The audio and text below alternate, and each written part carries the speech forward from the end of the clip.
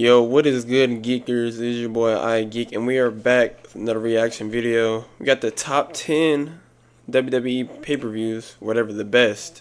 Off rip, WrestleMania 40, maybe the greatest WrestleMania all time, bro. Like, I'm sure, this past SummerSlam, it's not gonna be in the video. One of the greatest SummerSlams ever. I'm excited to see what he's got in the video. Like, comment, sub. Let's get it, man. WWE have presented hundreds upon hundreds of order-only events since they first took a pump with the inaugural WrestleMania 4 decades ago. Unsurprisingly, these shows have run the gamut as far as quality is concerned. But we here at Cultaholic aren't ones to revel in negativity. We would never do that, and decided to celebrate the greatest supercards in WWE main roster history by looking at what we reckon are the 10 best. That was a banger So of pop a in the match, bro. VHS you got your mum to buy you from Woolworths and stay up until 4 o'clock in the bastard morning, because I'm Adam Pacitti from Cultaholic Wrestling, and these are the 10 best WWE pay-per-views ever. Join us. Number 10, In Your House Canadian Stampede. Yes, we are very much too young including for the this, bro. 2-hour cut price Ain't gonna In lie. Your House pay-per-views that WWE presented during the mid-90s. The best of the bunch was Canadian Stampede, which took place in the Calgary Saddle Dome on July 6, 1997. The 4-match card was a resounding 4 for 4, starting with Hunter Hearst Helmsley and Mankind going to a double countout after a stirring scrap. The Great Sasuke then defeated his Japanese counterpart Taka Michinoku in an exhilarating high-flying affair that suggested WWE's light heavyweight division may in fact be able to compete with WCW's cruisers. They couldn't, turns out, but this was great stuff regardless. The Undertaker then beats Vader to retain the world title in a surly hoss fight before the all-star 10-man tag team main Damn, event. bro. In it, the Hart Foundation, Brett, Owen, Jim Neidhart, Brian Pillman, and Davey Boy Smith joined forces to take down Steve Austin, Ken Shamrock, Goldust, and the Legion of Doom in a 25-minute stunner, no punner intended, that the Canucks in attendance went absolutely mental for. It might have only lasted as long as an episode of Raw at the time, but Canadian Stampede offered value for money 20 times over and holds up to this day. 9. Backlash 2000. When you talk about WWE's best and most consistent years ever, you will invariably land upon the year 2000. WWE had the right balance in the first year of the new millennium, with everyone from the opening match to the main event firing on all cylinders and the product having a true something for everyone feel about it. That was reflected at Backlash, which was capped off by The Rock's pulsating WWF title victory over Triple H in a barnstorming sports entertainment spectacle, notable for the tide-turning appearance of Stone Cold Steve Austin, who was still in the process of recovering from major neck surgery. The promotion's talent roster depth was on full display elsewhere, as Chris's Benoit and Jericho fought hard over the Intercontinental title in a cracking match, Dean Malenko retained his light heavyweight title in a gem with Scotty 2 Hotty, Eddie Guerrero walked away with his European Championship after besting S.A. Riot in an entertaining bout, and Crash Holly emerged from a wild six-pack challenge with his hardcore title. The show also featured a couple of very memorable moments, such as Bubba Ray Dudley finally putting Trish Stratus through a that's crazy, table, I and ain't the gonna lie. Big Show cosplaying as Hulk Hogan to squash even look Kurt like Big Angle. Show. Works for me, brother. Number 8, That's nasty, WrestleMania that's XL. It's It 40, might right? be Yeah. recency bias, but I reckon years from now, people will look back fondly on WrestleMania 40 as one of WWE's best ever pay-per-views, or premium live events if you're a candy-ass mark or child. The 2-night extravaganza yielded a ton of thrilling action and no shortage of memorable WrestleMania moments. Bro, night 2 of WrestleMania 40, one of the greatest nights of my life. We got to see this title reign that started in 2020. For what, 4 or 5 years this man had the title. He elevated everybody. He elevated the whole company to new heights it's never seen before, bro. Roman Reigns, the tribal chief. He did that for 4 years. They thought Drew was going to beat him. They thought whoever else was going to beat him. They thought all these people were going to beat him, right? They didn't. Cody came in 39. They thought he was going to beat him there. He didn't. Cody wins back-to-back Royal Rumbles. Then you got The Rock stepping in. Is The Rock going to face Roman? Is Cody going to face Roman? We get to WrestleMania 40. Bloodline rules. I mean, when that 3 count hit, it was It was bittersweet. It was bittersweet. Starting with Night 1's opener, where Rhea Ripley retained her Women's World Championship against Becky solid. Lynch. Apparently Night 1 also had Sami Zayn ending Gunther's record-breaking IC title reign in euphoric fashion, and The Rock's first proper match in over a decade as he teamed with Roman Reigns to defeat Seth Rollins and Cody Rhodes. As enjoyable as Night 1 was, Night 2 was just that much better. Drew McIntyre beating Rollins to win the World Heavyweight title, only to lose it to a cashing-in Damian Priest, got things up and running with style. Bayley winning the Women's World title by beating Io Sky in a top-quality... But her title reign was trash, bro. Title reign was bunda. Title reign was chips. Any adjective you could use, bro, it was trash. It was ass, bro. It was booty work. They call her BBL Bayley. That's what her title reign was, bro. It was her behind. Now, I don't know why her opponents were just kind of weak. Like, there's really no storytelling, bro. I don't know who you put that on, but the build-up was good. Title reign cheeks. The contest was another standout moment. And then in the main event, the American Nightmare finally finished his story and put an end to the Tribal Chief's mammoth title reign in an all-timer. Everything else across the weekend, not named Uso, was also worth sitting through.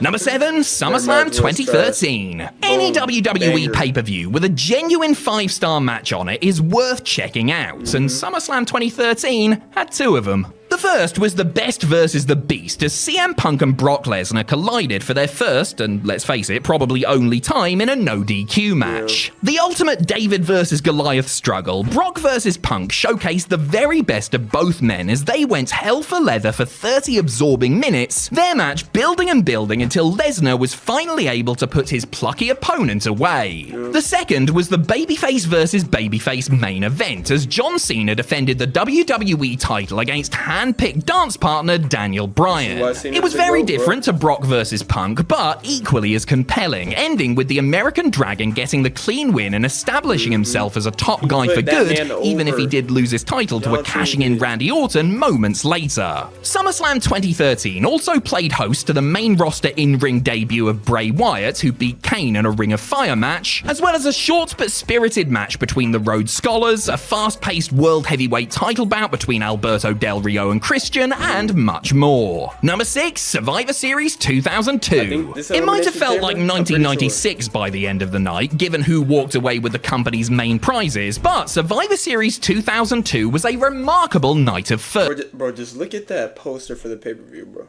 They do not make them how they used to. I don't know what words I have for the way this poster looks. Just something about it's like the background being all blurry.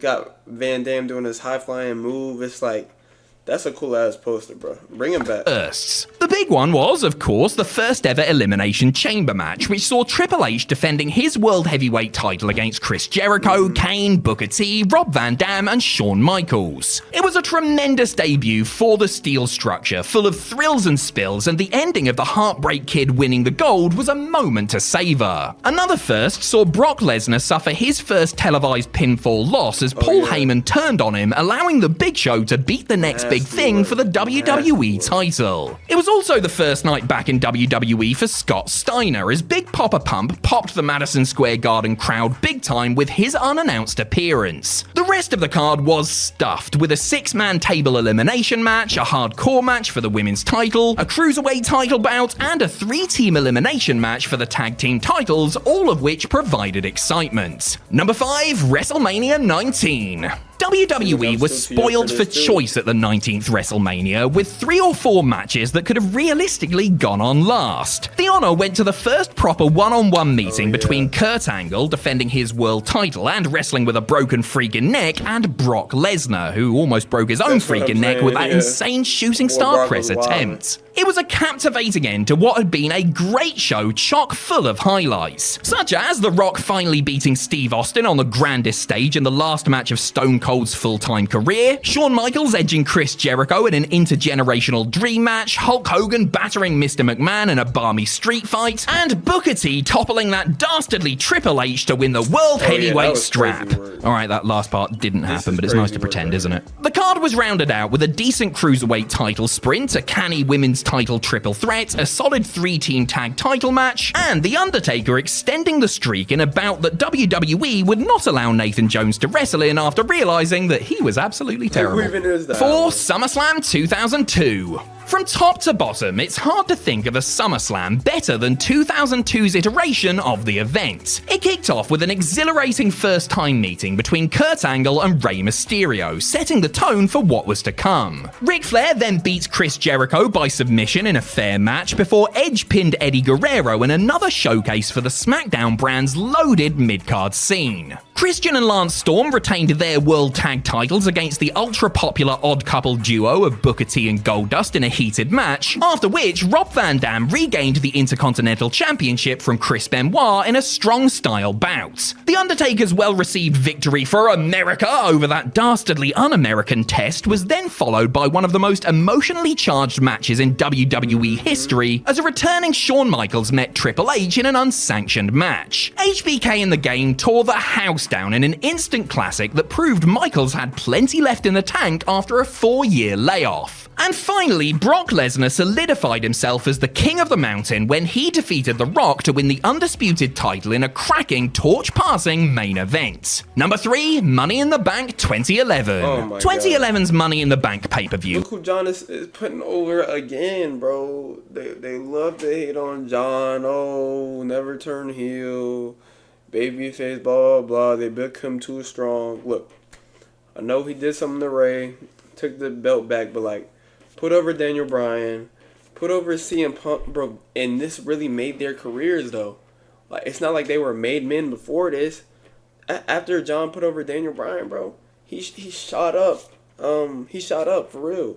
The next year, bro, he was in a main event at WrestleMania 30. After this, bro, CM Punk was a made star, bro. Like, come on.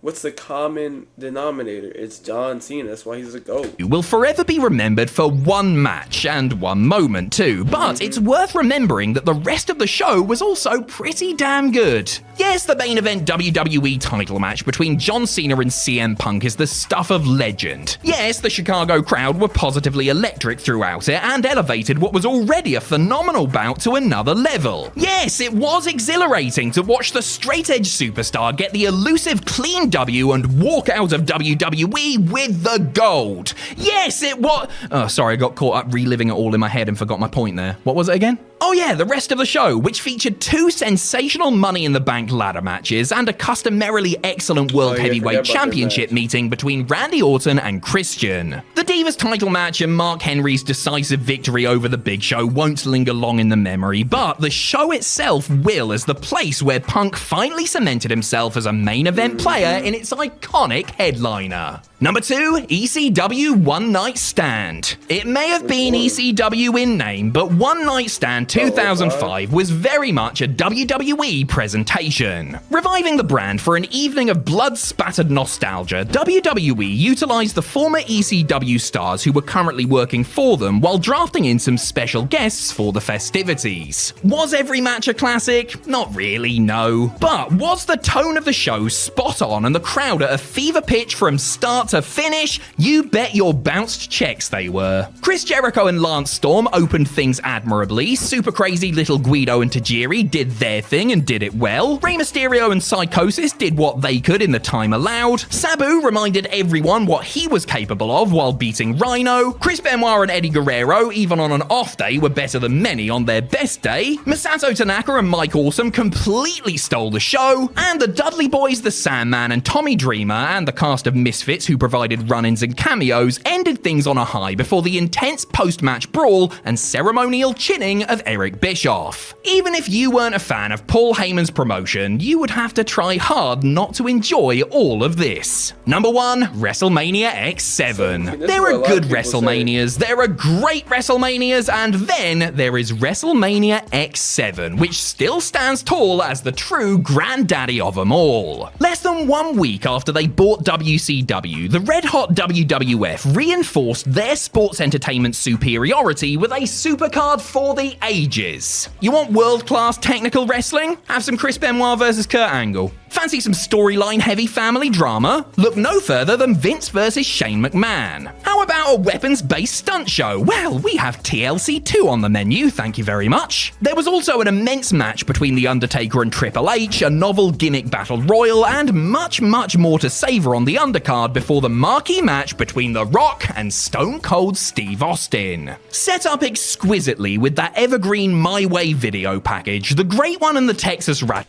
Bro, that My Way song, bro. That song is such a banger.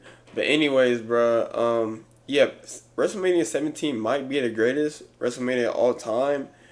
And the second, I'd say, is 40. And if 17 has the edge over 40, it's because 17, you had all that great stuff in one night. I feel like with 40, WrestleMania being 2 nights now, night 1 could be, good, and then night 2 could be phenomenal. But it's still like that layoff, you know what I'm saying? You're not getting all those great moments in one night. You're taking a pause from it, rest from it for what? A whole day, kind of get to settle down, your emotions, whatever, then do it again. But say, WrestleMania 40, night 1, night 2, with less matches, was all in one night, bro. All those moments in one night. I think that would take, the title for the greatest WrestleMania of all time. But it's different nowadays. Now you got SummerSlam about to be 2 nights and whatnot. But yeah, good video. Money in Bank 2011, John Cena versus CM Punk, banger. 2013 SummerSlam, John Cena, Daniel Bryan, banger. Common denominator, John Cena. Go. Anyways, like, comment, sub. I'm going to see y'all boys in the next one. Peace.